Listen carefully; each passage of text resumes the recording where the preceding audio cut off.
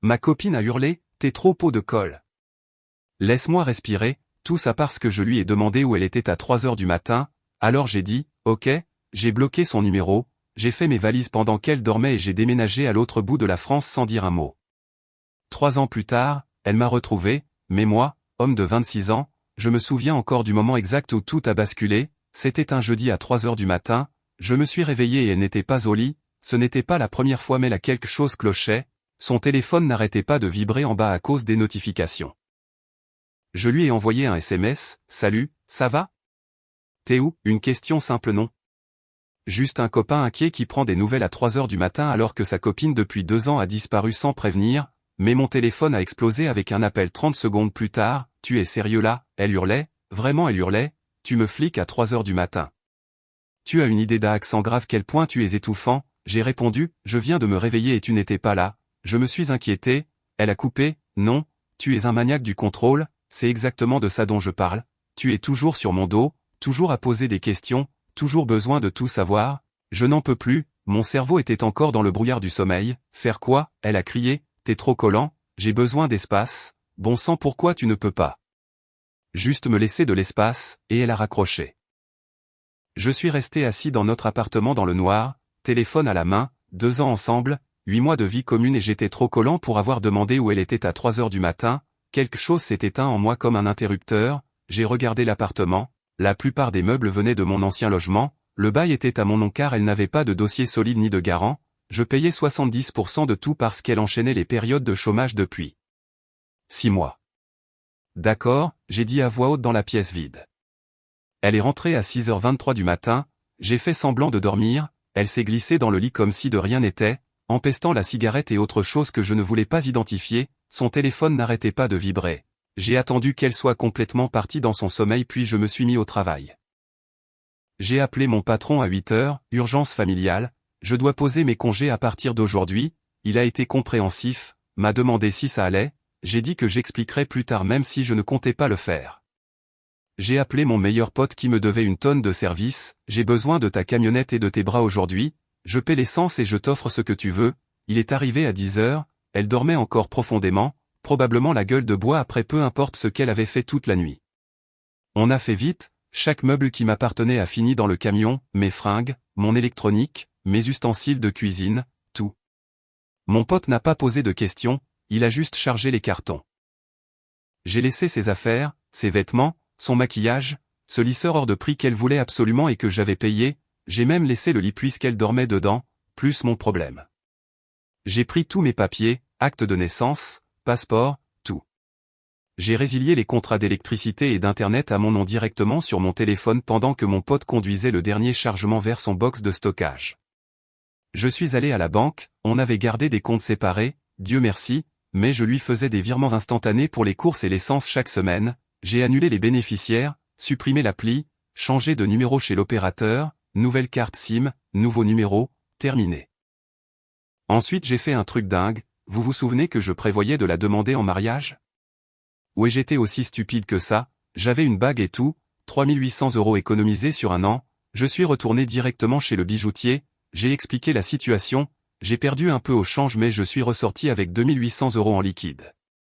J'ai utilisé cet argent et mes économies pour verser une caution sur un appartement dans une autre région, j'avais refusé une offre d'emploi là-bas il y a 6 mois parce qu'elle disait qu'elle ne pouvait pas quitter ses amis, je les ai rappelés, le poste était toujours vacant, je commençais dans 2 semaines.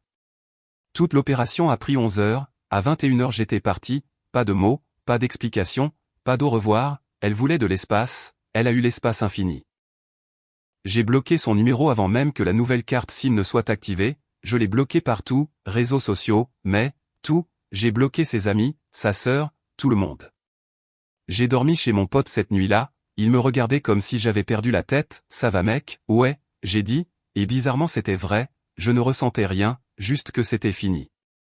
J'ai conduit 7 heures le lendemain vers ma nouvelle ville, commencé mon nouveau boulot 2 semaines plus tard, nouvel appart, nouvelle vie, nouveau numéro, coupure nette. C'était il y a 3 ans. Mise à jour numéro 1, la vie était franchement pas mal, le nouveau boulot payait mieux, je me suis fait de nouveaux amis, j'ai commencé à voir quelqu'un il y a environ 8 mois, rien de sérieux mais sain, je suis allé voir un psy pendant un moment pour régler mes problèmes de confiance, j'ai acheté des meubles corrects. Je vivais seul et j'aimais ça. Puis mardi dernier, je suis dans un café près de mon bureau en train de bosser sur mon ordi, quelqu'un s'assoit en face de moi, alors c'est là que tu te cachais, j'ai levé les yeux, mon ex était là comme si on s'était vu hier et pas il y a 3 ans, mon cerveau a court-circuité. Quoi, ça m'a pris une éternité pour te trouver, tu as juste disparu, changé de numéro, tout effacé, tu as une idée de ce que tu m'as fait subir, j'ai fermé mon ordi, comment tu m'as trouvé, ton pote a fini par me dire où tu étais allé, il a fallu insister mais je peux être très persuasive. Elle a souri comme si c'était mignon, il faut qu'on parle, non, on n'a rien à se dire, j'ai commencé à ranger mes affaires, elle m'a attrapé le poignet, si, on doit parler. Tu es parti sans explication, rien, tu as juste disparu comme un lâche, tu m'as dit que j'étais trop collant et que tu voulais de l'espace, je t'ai donné de l'espace, ce n'est pas ce que je voulais dire et tu le sais, j'étais juste stressé cette nuit-là à 3 heures du matin quand tu n'étais pas là, son visage s'est crispé, j'étais avec des amis, une soirée fille qui a duré, super, profite de ton espace, j'ai retiré mon poignet et je me suis levé. Attends, elle s'est levée aussi, la voix de plus en plus forte, les gens nous regardaient, je suis enceinte, le café est devenu silencieux ou peut-être que c'était juste mes oreilles qui bourdonnaient, félicitations, je suis sûr que le père sera ravi, c'est toi le père, j'ai ri, je n'ai pas pu m'en empêcher, le calcul n'est pas bon, on a rompu il y a 3 ans, ça ferait une grossesse d'environ 1095 jours, je suis assez sûr que c'est un record, ne sois pas stupide, c'est. D'avant, je ne l'ai découvert qu'après, stop, j'ai levé la main, je ne marche pas, peu importe l'arnaque que tu essaies de monter, trouve quelqu'un d'autre, ce n'est pas une arnaque, le bébé a 2 ans, j'ai un fils de 2 ans et tu es son père. Ok, là ça changeait la donne, non pas que je la croyais mais maintenant il y avait une chronologie qui pouvait techniquement coller. Prouve-le, quoi, montre-moi une photo, un acte de naissance, quelque chose, elle a sorti son téléphone, les mains tremblantes, m'a montré une photo, le gosse ressemblait à n'importe quel enfant de 2 ans, cheveux bruns, yeux bleus, ça aurait pu être le fils de n'importe qui. L'acte de naissance d'hyper inconnu, a-t-elle ajouté, je ne savais pas où tu étais mais c'est le tien, je sais que c'est le tien, test ADN, organise-le, si le gamin est de moi on avisera, sinon oublie mon numéro à nouveau, tu es sérieux? Après tout ce que tu m'as fait subir tu doutes, tu débarques après 3 ans en prétendant que j'ai un gosse, ouais je doute, test ADN ou c'est fini, elle s'est tue en serrant la mâchoire, très bien mais quand ça reviendra positif tu me devras 3 ans de pension alimentaire rétroactive, si ça revient positif, les avocats décideront de ce que je dois, pas toi. Je suis sorti, monté dans ma voiture et resté assis 20 minutes les mains tremblantes. Un gosse? Après 3 ans? Le timing était techniquement possible, on a rompu juste avant mon départ donc si elle était déjà enceinte quand j'ai fait le mort. Non, quelque chose sonnait faux, vraiment faux. J'ai appelé mon pote resté au pays, et, question bizarre, est-ce que mon ex t'a déjà appelé pour demander où j'avais déménagé, mec, elle m'a appelé genre 80 fois en 6 mois, je lui ai dit que je ne savais pas, tu m'as dit qu'elle t'avait finalement convaincu, pause, non, je ne lui ai jamais rien dit, pas eu de nouvelles d'elle depuis 2 ans. Donc elle avait menti sur la façon dont elle m'avait trouvé, super début. Mise à jour numéro 2, elle m'a envoyé un SMS d'un numéro que je n'avais pas bloqué, test ADN prévu samedi 14h, soit là où je demande la pension alimentaire sans toi, cool, encore des menaces.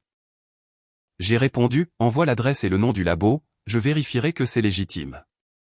Elle a envoyé un lien vers un endroit dont je n'avais jamais entendu parler, j'ai cherché sur Google, résultat rapide, labo ADN, rapide, abordable, confidentiel.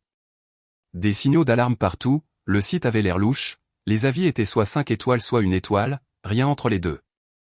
J'ai appelé un ami avocat, ne va pas dans ce labo, a-t-il dit immédiatement, demande ton propre test via une procédure officielle ou un laboratoire agréé, il faut des résultats admissibles au tribunal. Alors je lui ai répondu, je n'utilise pas ce labo, voici une liste de 3 établissements agréés, choisis-en un et je te rejoindrai là-bas, sa réponse, tu es sérieux? J'ai déjà payé pour celui-là, tu ne peux pas tout changer pour que ça t'arrange, tu es tellement contrôlant. Et voilà, ce mot encore, contrôlant. Labo agréé ou pas de test, c'est ton choix.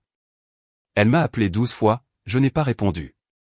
Puis sa mère m'a appelé d'un numéro que je n'avais pas bloqué non plus, vous devez arrêter de jouer avec ma fille, elle a vécu l'enfer à élever votre enfant seul pendant que vous viviez la belle vie ailleurs, bonjour, c'est la première fois que j'entends parler d'un enfant, je suis ravi de faire un test ADN dans un établissement légitime, si l'enfant est de moi j'assumerai mes responsabilités via les avocats et le tribunal, elle ne veut pas d'avocat, elle veut juste que vous soyez un père, alors elle aurait dû me le dire il y a 3 ans, Maintenant tout passe par les voies officielles, si vous voulez bien m'excuser, vous lui devez tout. Vous savez ce qu'elle a traversé? Enceinte et abandonnée. Elle a dû revenir vivre chez nous, elle ne pouvait pas travailler, toute sa vie s'est effondrée à cause de vous. Elle m'avait dit que j'étais trop collant et qu'elle voulait de l'espace, je lui ai donné exactement ce qu'elle demandait.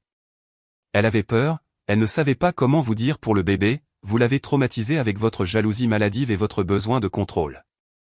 C'était fascinant d'une horrible façon, 3 ans plus tard et soudain j'étais le méchant, le copain jaloux et contrôlant qui l'avait traumatisé, pas le type qui s'était fait hurler dessus pour avoir posé une simple question à 3 heures du matin. Madame, je raccroche maintenant, dites à votre fille de choisir un des labos que j'ai envoyés ou c'est terminé.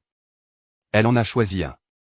Finalement samedi matin à 11 heures, établissement agréé avec procédure stricte d'identification. Je suis arrivé 30 minutes en avance, elle est arrivée 10 minutes en retard avec sa mère et un type, copain, père du bébé, aucune idée. Le gosse était là, mignon, il avait l'air fatigué et confus, il n'arrêtait pas de demander « C'est qui ça ?» à mon sujet. « C'est quelqu'un à qui on doit parler » lui a-t-elle dit. Le technicien a expliqué le processus, prélèvement, papier d'identité, résultat sous 3 à 5 jours ouvrés. Le gamin a commencé à pleurer quand ils ont essayé de faire le prélèvement buccal, elle s'est énervée, arrête de faire des histoires, ouvre la bouche, le gosse a pleuré de plus belle. Je n'ai pas l'expérience des enfants mais même moi je savais qu'on ne peut pas hurler sur un enfant de 2 ans qui pleure et s'attendre à ce qu'il obéisse. Le technicien a proposé de réessayer dans quelques minutes. On a attendu dans un silence gênant, sa mère n'arrêtait pas de me fusiller du regard, le copain scrollait sur son téléphone. Finalement les prélèvements ont été faits, j'ai donné le mien, signé tous les papiers, ils ont dit que les résultats seraient envoyés par mail. En partant elle m'a suivi jusqu'à ma voiture, quand ça reviendra positif on devra parler d'argent mais sans avocat, arrête de dire ça, je ne veux pas d'avocats impliqués, je veux juste que tu aides à soutenir ton fils, s'il est de moi je le ferai correctement et légalement, pas avec un arrangement sous la table comme tu essaies de le faire, tu continues à tout contrôler, c'est exactement pour ça que j'avais besoin d'espace loin de toi, je me suis retourné, tu as disparu à 3 heures du matin et tu m'as hurlé dessus pour t'avoir demandé où tu étais. Ensuite je suis parti et tu as eu 3 ans pour me contacter par les voies légales s'il y avait vraiment un enfant, tu as choisi maintenant, tu as choisi de débarquer au hasard, tu as choisi un labo douteux en premier, donc ouais je contrôle la situation en m'assurant que tout est légitime et documenté, fais avec. Tu vas regretter ça quand tu verras combien coûte la pension alimentaire, quand tu verras ce que tu as raté tu vas regretter d'avoir été un tel connard, peut-être. Ou peut-être que je regretterai d'avoir perdu 2 ans avec quelqu'un qui pensait que me hurler dessus à 3 heures du matin était une communication appropriée. Sa mère est sortie à ce moment-là, laissez ma fille tranquille, vous avez fait assez de dégâts. Je suis monté dans ma voiture et je suis parti. J'ai passé le reste du week-end avec un sentiment bizarre, si le gosse était de moi ma vie allait changer radicalement, s'il ne l'était pas c'était une tentative d'arnaque insensée. Mercredi après-midi le mail est arrivé, j'étais en réunion mais je me suis excusé pour aller aux toilettes le lire. Résultat, probabilité de paternité 0%. Pas le mien. Même pas proche. 0%. J'ai transféré le mail à mon ami avocat, et maintenant, il m'a appelé immédiatement, elle a tenté une fraude à la paternité, tu pourrais porter plainte mais honnêtement garde juste ces preuves et bloque-la à nouveau, si elle tente quoi que ce soit de légal tu as les preuves. Elle m'a fait perdre mon temps et mon argent pour le test, elle a menti, ouais. Mais s'engager plus loin invite juste plus de drame, tu as la preuve que le gosse n'est pas le tien c'est tout ce qu'il te faut. Il avait raison mais j'étais en colère, 3 ans de paix et elle débarquait pour essayer de me piéger avec un enfant qui n'était même pas le mien. Je lui ai transféré les résultats sans commentaire. 5 minutes plus tard mon téléphone a commencé à exploser, différents numéros appelaient tous, j'en ai décroché un, tu as saboté le test, elle hurlait, tu les as payés ou un truc du genre. C'est impossible, c'est un établissement agréé par les tribunaux avec documentation de la chaîne de possession, je n'ai touché à rien, le gosse n'est pas de moi, on a fini, non on n'a pas fini. Tu me dois pour les 3 ans que j'ai passés, tu as passé 3 ans à mentir, adieu. J'ai raccroché et bloqué chaque nouveau numéro qui appelait, changé mon numéro à nouveau cet après-midi-là, nouvelle carte SIM, nouveau numéro, envoyé uniquement aux personnes qui en avaient besoin. Ça m'a coûté 35 € et 1 heure de mon temps, ça valait le coup pour ne plus jamais entendre parler d'elle. Mise à jour numéro 3, je pensais que c'était la fin. Spoiler, ça ne l'était pas. 2 semaines plus tard, un huissier s'est présenté à mon bureau avec des papiers. Un procès. Elle m'attaquait pour préjudice moral et dommages financiers découlant d'un abandon pendant une période vulnérable. Elle réclamait 45 000 €, 15 000 pour le traumatisme émotionnel de l'abandon, 10 000 pour frais médicaux liés au stress, 20 000 pour perte de salaire et opportunité de carrière due aux dommages psychologiques. Mon patron a été super cool avec l'histoire de l'huissier mais j'étais humilié, recevoir une assignation au travail devant les collègues. J'ai immédiatement appelé un avocat, un vrai cette fois, pas juste mon ami, un spécialiste de ce genre de conneries. Elle a lu les papiers et a vraiment ri, c'est l'un des dossiers les plus faibles que j'ai vus, vous n'étiez pas mariés, pas pacsés, vous ne viviez pas ensemble depuis assez longtemps pour le concubinage notoire et vous n'aviez aucune obligation légale de l'informer de votre déménagement, elle se raccroche aux branches. Est-ce qu'elle peut gagner?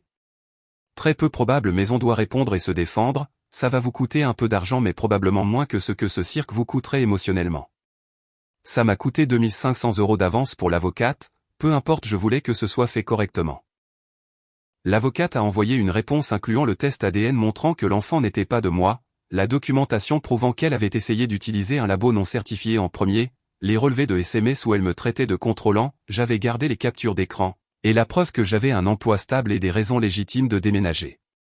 On a aussi déposé une demande reconventionnelle pour tentative d'escroquerie et procédure abusive. Son avocat, un type discount qu'elle avait trouvé, a essayé d'argumenter que je lui devais quelque chose parce que je l'avais soutenue financièrement pendant la relation et qu'elle était devenue dépendante de ce soutien. La réponse de mon avocate disait en gros, aider à payer les factures pendant une relation ne crée pas d'obligation légale après la fin, les gens rompent, c'est la vie.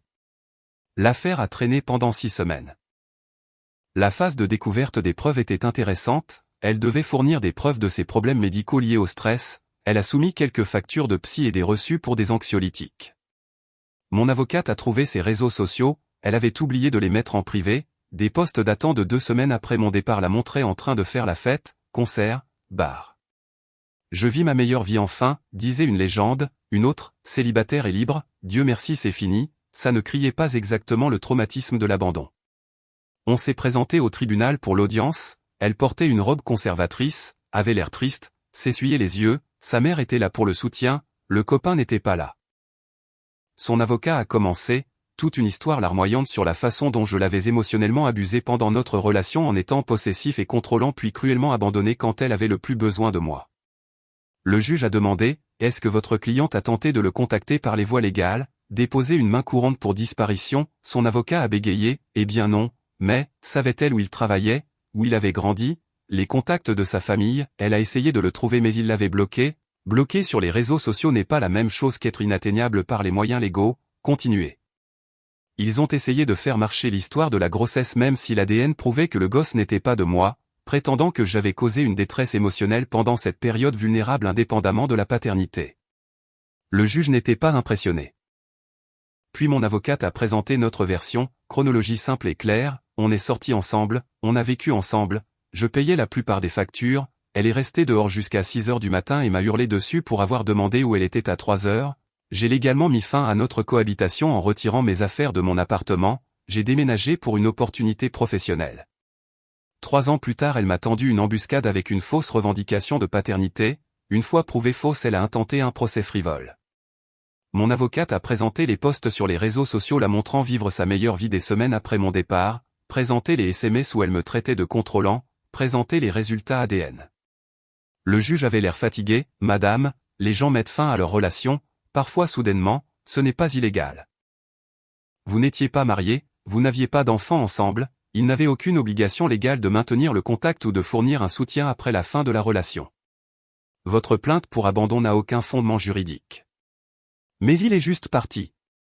Sans explication. J'avais des droits. Le juge a carrément enlevé ses lunettes, vous aviez le droit à une relation où les deux parties voulaient être présentes, il a exercé son droit d'y mettre fin. Affaire classée.